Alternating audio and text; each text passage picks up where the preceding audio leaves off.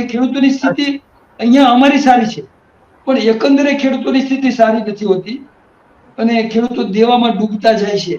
એટલે એ ખેડૂતો પ્રત્યે સરકારની નીતિ, ભલે સરકાર 2,000 રૂપિયા આપે છે, 4 વખત કે 3 વખત આપે છે, તો હવે તો કઈ શું આપણે કહીએ, આજના જમાનામાં આની શું કિંમત છે? અને ઉલટાના ખેડૂતો કંગાળ બને છે. ખેડૂતોની જે અંદરની ખુમારી છે ને એનું હનન થાય છે. ખરેખર એને પાણી જોઈએ તો પાણી આપવું જોઈએ.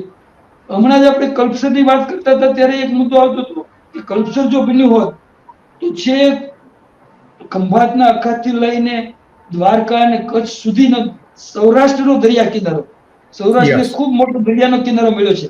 એ આખો લીલોછમ થઈ જાય એટલું બધું પાણી એ લોકોને મળી શક્યું હોત.